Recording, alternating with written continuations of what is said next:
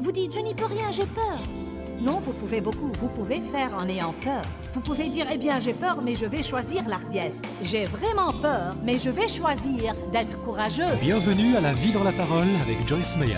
La Vie dans la Parole est un ministère d'entraide basé sur un enseignement solide et pratique pour une application de la parole de Dieu. Votre réponse est dans la parole de Dieu. Et laissez-moi vous dire, le Seigneur est capable de vous guérir là où vous souffrez. La Vie dans la Parole est un ministère international qui atteint le monde par le cœur de Dieu. Et voici aujourd'hui pour vous l'occasion d'expérimenter la vie dans la parole avec Joyce Meyer.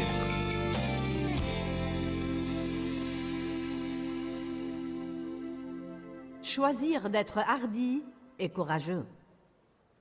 Je crois que Dieu nous réserve beaucoup plus que ce que nous recevons, et souvent c'est parce que nous ne voulons pas sortir de la barque. Amen. Nous devons surmonter cette mentalité de rester dans la barque. Beaucoup de gens restent dans la barque alors qu'ils peuvent marcher sur les eaux. Alléluia. Même dans le domaine dont nous venons de parler, le domaine de donner pour le royaume de Dieu, beaucoup de gens restent toujours au même endroit, au même endroit, au même endroit. Et personne ne peut dire combien de temps Dieu doit traiter avec nous parfois pour nous élever à un nouveau niveau de donation afin de nous faire accéder à un nouveau niveau de réception. Pourquoi? Parce que nous avons peur. Nous ne donnons pas davantage de peur de ne pas avoir assez pour nous. Et donc, nous attendons un moment plus convenable. Il y a plein de domaines où nous devons être plus courageux. Combien de vous croient que nous avons besoin d'avoir un plus grand esprit de courage? L'apôtre Paul a demandé à l'Église de prier pour lui, pour qu'il puisse prêcher l'Évangile avec hardiesse. Je crois que tout ce que nous faisons, nous devons le faire hardiment. Ouvrez s'il vous plaît sur Josué, chapitre 3. À partir du verset 2, Josué chapitre 3, verset 2. Une des choses qui font peur aux gens, c'est de se retrouver avec quelque chose qu'ils n'ont jamais fait auparavant. Nouveau territoire. Nous n'avons aucune expérience dans un domaine, donc nous avons peur de ne pas savoir quoi faire. Nous avons peur de ne pas savoir faire face aux situations. Y a-t-il quelqu'un là ce soir qui fait face à de nouvelles choses dans sa vie en ce moment? Eh bien, tout le monde à peu près. Alléluia. Je ne sais pas pourquoi cette écriture particulière que je me prépare à vous lire a tellement captivé mon cœur. Mais pour moi, elle est significative. Verset 2. Au bout de 3 jours, les officiers parcoururent le camp et ordonnèrent au peuple: lorsque vous verrez l'arche de l'alliance de l'Éternel, votre Dieu, portée par les prêtres lévites, vous quitterez le lieu où vous vous trouvez et vous la suivrez. Maintenant, ils encourageaient le peuple à suivre l'arche. Mais comprenez que l'arche pour eux contenait la présence de Dieu. Pour eux, cela équivalait à suivre le Saint-Esprit ou à suivre la parole. Une chose est sûre, quand la nuée se déplaçait, ils devaient se déplacer avec. Les Israélites voyageaient dans le désert et installaient leurs tentes. Et la Bible dit, quand la nuée se déplaçait, ils se déplaçaient, et quand elle restait, ils restaient. Ils ne savaient jamais exactement quand elle allait se déplacer ou combien de temps elle allait rester. Mais ils ont pris l'habitude de suivre Dieu. Si Dieu se déplace et que vous restez sans l'onction. Peut-être que vous continuez à œuvrer sur une chose alors que Dieu en a fini avec. Et ça devient une œuvre morte. Je dis à Dieu régulièrement, et je viens de le dire à notre personnel dernièrement, nous n'allons pas avoir un tas de vaches sacrées dans ce ministère. Qu'est-ce que je veux dire par là? Nous n'allons pas faire une chose sous prétexte que nous l'avons toujours faite. Si Dieu a fini d'une chose, je veux en finir aussi. Je dois être prête à faire des changements quand j'ai besoin de faire des changements et ne pas avoir peur. Nous avons dernièrement diminué les sessions de nos conférences de 5 à 4 sessions. Comprenez que pour nous, c'est un pas de foi. Nous procédons de la sorte depuis des années. Chaque réunion que nous tenons signifie un plus grand nombre de personnes à atteindre. Mais quand nous en annulons une, nous sacrifions les nouvelles offrandes, nous sacrifions un après-midi de vente de produits, et que ça vous plaise ou non, il y a un côté pratique au ministère. À part la prière, nous devons faire marcher les affaires. Amen. Nous devons faire des choix pour nous soutenir. Réduire était pour nous un pas de foi, parce que nous savions que nous allions devoir compter sur Dieu pour suppléer au manque d'une autre façon. Pour nous, c'était comme une donation. Vous dites, pourquoi l'as-tu fait? Parce que je n'ai plus 25 ans. Je n'ai plus 30 ans. Même pas 40 ans. Donc avoir 5 sessions comme ça, prêcher, me tenir debout ici et faire tout ce que je fais 5 fois d'affilée, vous savez, je rentrais chez moi complètement épuisée et exténuée. Donc, nous avons eu à sortir de la barque et à suivre la nuée et à être prêts à faire une chose un peu différente de ce que nous avions l'habitude de faire. Et en même temps, nous avons eu à nous fier à Dieu pour pourvoir à nos besoins d'une façon différente de ce qu'il faisait avant. Nous devons apprendre à suivre l'arche. Nous devons apprendre à suivre le Saint-Esprit. Et quand la nuée se déplace, nous devons nous déplacer. Et quand la nuée s'arrête, nous devons nous arrêter. Certains veulent fuir les choses bien avant que Dieu n'en ait fini avec. M'avez-vous entendu? Certains quittent une église. Ils quittent un travail. Ils terminent une relation. Ce n'est pas Dieu qui leur a dit de le faire, mais leur chair. Mais parfois, les gens restent là où ils ne grandissent pas. Ils ne sont pas nourris spirituellement, mais ils restent là où ils sont, car quitter va déplaire à leur famille. Ça a touché la corde sensible à quelqu'un? Nous devons être hardis et courageux. Nous devons apprendre à prendre nos décisions d'après les conseils du Saint-Esprit et ne pas laisser les autres nous contrôler et nous manipuler. Ils ordonnèrent au peuple, quand vous verrez l'arche, suivez-la. J'aime le verset 4. Il dit, toutefois qu'il y ait entre vous et l'arche une distance d'environ 2000 coudées, ne l'approchez pas. Ainsi vous serez capable de voir l'arche et vous saurez quel chemin vous devez suivre. Je trouve ça intéressant. Il dit, assurez-vous à suivre un rythme qui vous permet de voir clairement le mouvement de l'arche et le chemin qu'elle prend pour veiller à la suivre. Ensuite, il leur explique pourquoi, car vous n'êtes point encore passé par ce chemin. Pour une raison ou pour une autre, c'est la phrase qui m'a captivée depuis des années dans le verset 4, juste à la fin. Car vous n'êtes point encore passé par ce chemin. Je crois que Dieu aime les choses nouvelles. Je crois que quand nous sommes menés par le Saint-Esprit, nous n'aurons jamais une vie fade. Et nous ne nous ennuierons jamais. Nous n'aurons jamais l'impression de vivre dans la routine, car Dieu nous ouvre toujours de nouveaux horizons. Beaucoup de gens mènent une vie ennuyeuse et fade, car quand l'arche se déplace, ils ne se déplacent pas. Quand Jésus les a appelés à sortir de la barque et à marcher sur les eaux, ils n'ont pas voulu le faire car ils avaient peur. Je ne sais pas ce que Dieu vous mène à faire maintenant, ou ce qu'il essayera de vous mener à faire dans l'avenir. Mais je crois que nous devons vivre avec beaucoup plus d'hardiesse et avec beaucoup plus de courage. Dieu nous fait la promesse de nous guider et de s'occuper de nous. À titre d'exemple, Ésaïe 30, 21 dit « Et tes oreilles entendront la voix qui dira derrière toi, voici le chemin, marchez-y, que vous alliez à droite ou à gauche. » Quand vous sortez de la barque, Dieu va vous orienter, mais vous ne pouvez pas conduire une voiture garée. Nous voulons que Dieu nous indique tout ce dont nous avons besoin avant même de faire un pas. Ça ne marche pas de cette façon. Vous faites un pas et vous vous engagez. Quand est-ce que les eaux de la mer se sont-elles fendues? Lorsque les prêtres y ont mis le pied.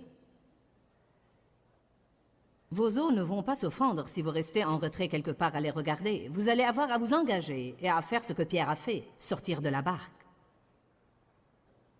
Amen.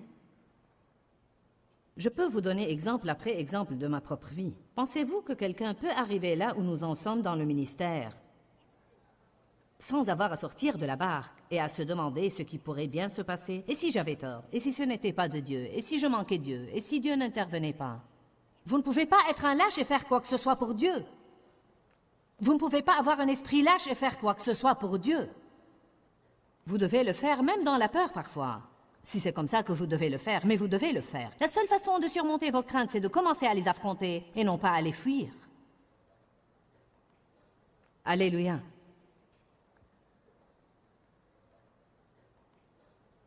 Ésaïe 45, 2 dit « Je marcherai devant toi et j'aplanirai les terrains bosselés. » Ouh! Allez, j'adresse une parole de Dieu à quelqu'un en ce moment. Dieu dit « Je marcherai devant toi et j'aplanirai les terrains bosselés. » Vous savez, Jésus s'est donné le titre de pionnier. Et cela veut dire que nous n'allons nulle part.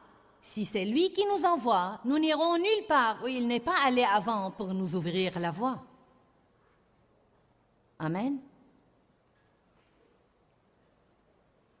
Tout ce que vous faites en ce moment est quelque chose que vous ne faisiez pas à un moment donné. Tout ce qui vous est facile à faire en ce moment vous était difficile à faire à un moment donné de votre vie. Amen. Charlie, as-tu jamais eu un moment où il t'était difficile de te tenir devant le public et de mener la louange? Amen. Viens ici, monte ici très vite et raconte-nous. Allez, très vite. Que quelqu'un lui passe un micro. Je crois qu'il sait où ils sont mieux que moi. Voilà. Raconte-leur pour qu'ils voient comment Dieu peut nous changer quand nous sortons de la barque. Dieu soit loué. Eh bien, c'est étonnant ce que Dieu fait dans notre vie. Quand j'ai d'abord commencé, je me rappelle que quand quelqu'un à l'église me demandait de chanter pour la première fois, ma femme peut en témoigner, je tremblais. Je perdais le souffle, pire que toi, Cindy. Si, je tremblais. et la peur de chanter devant le public était vraiment affreuse. Et puis, je me suis frayé un chemin à travers ça. Et je suis arrivé au point où je pouvais chanter, plus ou moins en me cachant. Ensuite, on m'a encouragé à commencer à parler aux gens en conduisant les louanges. Et c'était un autre pas, une chose difficile à faire. Une autre chose dont je me rappelle, c'est qu'un an après avoir commencé à conduire les louanges, un ami à moi m'a demandé si je pouvais enseigner la Bible. Et je n'avais jamais enseigné la Bible auparavant. Quand il me l'a demandé, j'ai immédiatement dit non, à cause de la peur aussi. J'étais vraiment effrayé. Et dès que j'ai dit non, j'ai compris que je devais affronter la peur. Et j'ai dit, Seigneur, s'il me le demande à nouveau, je vais le faire. Après quelques minutes, il s'est tourné vers moi et m'a dit, « Tu es sûr ?» J'ai dit, « D'accord, je vais le faire. » Et je suis allé à cette réunion et il y avait 7 personnes là-bas.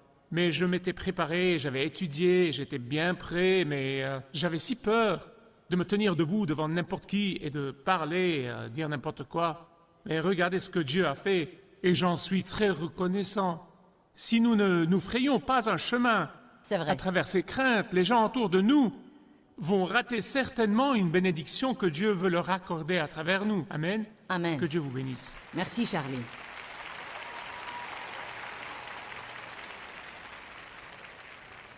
Bon, peut-être que vous pensez que les autres sont nés, vous savez, hardis et courageux. Je vous le dis, vous devez choisir l'hardiesse et le courage au lieu de la peur, car chaque fois que Dieu vous appelle à faire quelque chose de nouveau, une partie de vous va vouloir le faire et une autre partie va vouloir fuir cette nouveauté. Qu'est-ce qu'ils ont dit? Suivez l'arche et veillez à rester là où vous pouvez la voir, car vous n'êtes point encore passé par ce chemin. Je marcherai devant toi et j'aplanirai les terrains bosselés. Allez à Nombre 9.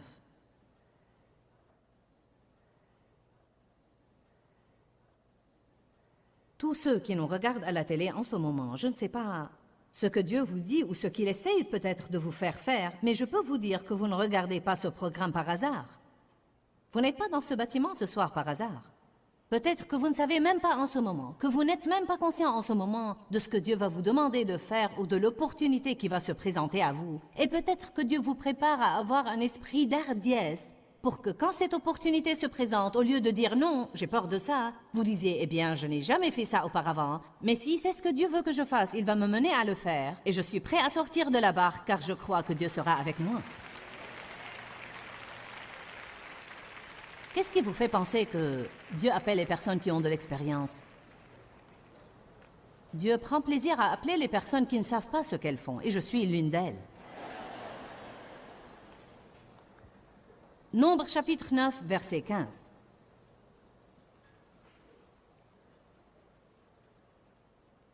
Et le jour où le tabernacle fut dressé, la nuée de la présence de Dieu couvrit le tabernacle, c'est-à-dire la tente du témoignage. Et depuis le soir jusqu'au matin, elle était sur le tabernacle avec l'apparence d'une colonne de feu. Ainsi en était-il constamment. La nuée le couvrait le jour et l'apparence d'un feu la nuit. Chaque fois que la nuée s'élevait au-dessus de la tente, aussitôt les fils d'Israël partaient et à l'endroit où la nuée se postait, c'est là que les Israélites campaient. Sur l'ordre du Seigneur, les Israélites partaient et sur son ordre, ils campaient. C'est vraiment bien. Quand Dieu disait partez, ils partaient. Et quand il disait restez, ils restaient. Alléluia. Aussi longtemps que la nuée demeurait sur le tabernacle, les Israélites campaient. Lorsque la nuée restait longuement sur le tabernacle, les Israélites observaient le commandement de l'Éternel et ne partaient pas. Et parfois la nuée ne restait que peu de jours sur le tabernacle. Mais sur l'ordre du Seigneur, ils campaient, et sur son ordre, ils partaient. Verset 21. Et parfois la nuée ne restait sur le tabernacle que du soir au matin. En d'autres termes, vous ne savez jamais ce que Dieu va faire. Amen. Parfois la nuée restait longtemps, et parfois elle ne restait qu'un seul jour. Si vous allez suivre Dieu, vous devez être prêt pour une chose différente tout le temps. Non pas pour une chose habituelle, mais pour une chose différente. Je savais que Sandy voulait avoir un bébé, mais je peux vous le dire, je ne m'attendais pas à ce qu'elle ait des jumeaux.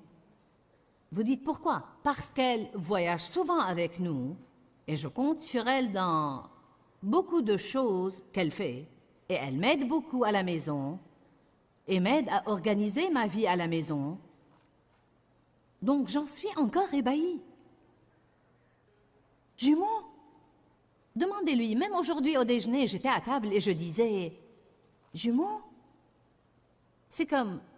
Vous savez, vous ne pouvez même pas prendre deux bébés quelque part en même temps. Je lui ai dit, tu ne peux même plus venir chez moi toute seule maintenant, à moins que quelqu'un vienne t'aider. Maintenant, je sais que ce n'est pas si radical. Mais le problème était que nous avions fait des projets pour un et non pas pour deux.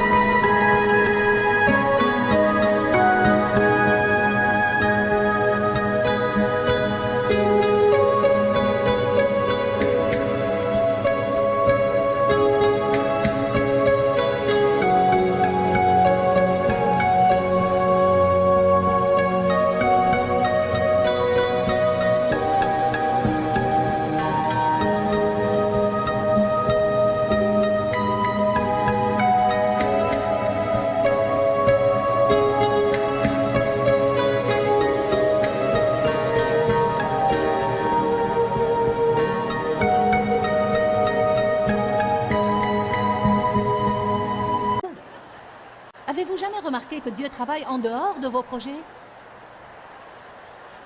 Je pense qu'il prend plaisir à ça. Ma fille aînée a prié pour avoir des jumeaux. Elle a demandé à Dieu des jumeaux. Elle disait à n'en plus finir, si je pouvais juste avoir des jumelles. Oh, si je pouvais juste avoir des jumeaux.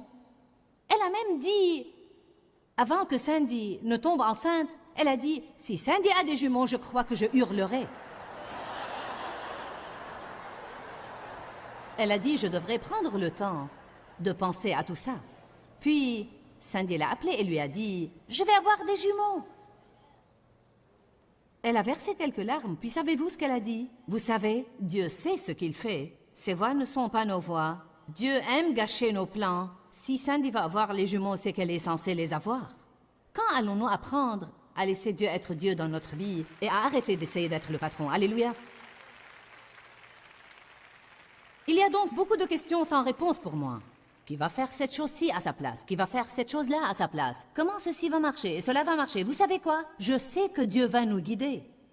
Je sais que si nous gardons nos yeux sur Dieu, et si nous suivons son onction, et si nous suivons sa présence, il va nous mener. Nous n'avons pas à savoir ce qui va arriver dans 9 mois. Tout ce que nous devons savoir, c'est que Dieu a la solution. Et il en va de même pour vous aussi. Vous n'avez pas à savoir ce que Dieu va faire la semaine prochaine et dans 5 ans. Dieu vous montrera que faire quand le moment de le faire viendra. Quelqu'un peut dire Amen? Nous avons besoin de ça, n'est-ce pas? Verset 22. Si c'était pour 2 jours, ou 1 mois, ou 1 année que la nuée s'arrêtait sur le tabernacle, les Israélites campaient et ne partaient pas. Mais quand elle s'élevait, ils partaient. Ce qui est formidable à ce propos, c'est qu'il dit, parfois c'était 1 jour, parfois c'était 2 jours, parfois 2 semaines, parfois 1 mois. Mais ils restaient toujours prêts, et quand Dieu partait, ils partaient. Et quand Dieu restait, ils restaient. Dernier verset. Et sur l'ordre de l'Éternel, ils campaient, et sur son ordre, ils partaient. Ils observaient le commandement de l'Éternel selon l'ordre que l'Éternel donnait à Moïse. Maintenant, allez à Josué 1. Beaucoup de vous se retrouvent dans une nouvelle situation dans leur vie. Peut-être que vous en êtes conscient, et peut-être pas, mais je vous le dis, Dieu veut faire une chose nouvelle dans votre vie. Vous allez devoir ne pas avoir peur. Nous prions pour le changement, mais quand il vient, nous sommes pétrifiés. Josué 1, verset 5. Josué pourvoyait aux besoins de Moïse. Il voyageait avec Moïse et apprenait beaucoup de Moïse et restait sous l'onction de Moïse. Et je suis sûre qu'il partageait cette onction car vous finissez par ressembler à ceux que vous fréquentez. C'est pour cela que vous devez faire attention à vos fréquentations. Car les esprits sont transmissibles. Je suis sûre qu'il y avait des moments où Moïse imposait les mains sur Josué et que celui-ci partageait l'esprit de Moïse. La Bible n'en fait pas mention, mais je suis sûre que Josué, étant comme nous tous, avait peut-être des rêves et des visions pour faire des choses plus importantes que de porter la tunique et de chercher l'eau et tous ces trucs. Et qui sait, peut-être même qu'il pensait secrètement dans son cœur, quand Moïse vieillit, je me demande si Dieu va peut-être me laisser faire certaines des choses qu'il fait après qu'il l'ait pris. Nous ne savons pas ce que Josué a pensé. Mais quand ceci est arrivé et Moïse est mort et Dieu a appelé Josué à prendre sa place, Dieu a eu à lui dire à plusieurs reprises, « Maintenant sois hardi et courageux. Et la chose que je ne veux pas que tu fasses, c'est que je ne veux pas que tu aies peur. » Donc cela indique qu'il allait se heurter à la peur et qu'il devait choisir l'hardiesse et qu'il devait choisir d'être courageux. Parlons de la puissance des choix dans notre vie. Je me demande combien de choses puissantes les gens présents ici dans cette salle auraient pu faire et auraient dû faire, mais quand le choix était venu pour sortir hardiment de la barque, ils y sont restés.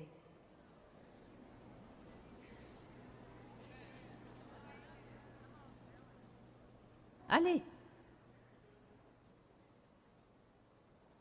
Combien de bénédictions extraordinaires de Dieu les gens manquent dans les services de l'Église parce qu'ils suivent leur plan au lieu de prendre un risque et de laisser quelque chose de différent se passer. Dieu bouge comme le vent. Vous ne savez jamais ce qu'il va faire, où il va le faire, ou quand il va le faire, mais il veut que nous lui donnions le droit de passage. Nous devons laisser Dieu tenir les rênes. Je me demande combien de gens qui nous regardent à la télé ont vécu dans la peur toute leur vie. Vous dites, je n'y peux rien, j'ai peur.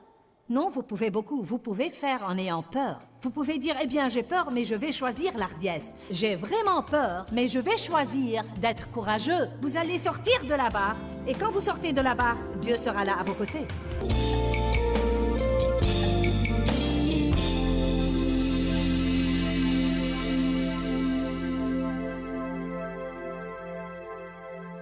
Aujourd'hui, nous avons discuté de l'importance de faire les bons choix. Et bien sûr, les choix vont littéralement dans chaque domaine de notre vie. Mais aujourd'hui, nous avons parlé de choisir d'être hardi et courageux plutôt que d'être craintif, timide et peureux. Dieu vous réserve des choses extraordinaires pour votre vie.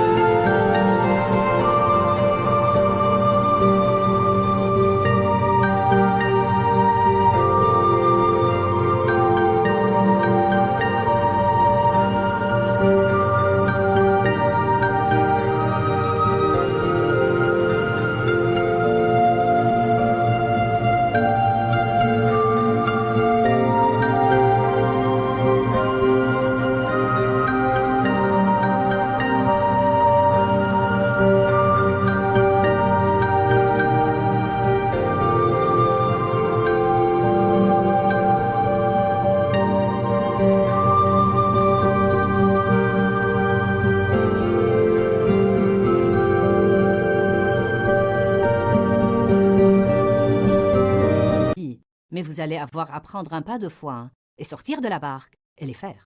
Beaucoup de fois, ce que nous devons faire, c'est de sortir de la barque hardiment et Dieu fera le reste.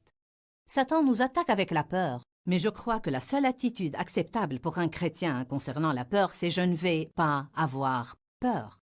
Dieu ne nous a pas donné un esprit de peur, mais de force, d'amour et de maîtrise de soi. Donc je dis, sortez de la barque et découvrez. Vous ne devez pas avoir peur de faire une erreur. Même si vous faites une erreur, Dieu va la corriger et il va s'en servir dans votre vie d'une façon positive. Pourquoi, Seigneur, pourquoi? Dans ce livret, Joyce Meyer nous enseigne à travers la parole comment être délivré de la confusion. Pour obtenir ce livret gratuitement, écrivez-nous à Joyce Meyer, boîte postale 40095-6300, Larnaca, Chypre. Ou bien visitez notre site web www.joycemeyer.org/fr.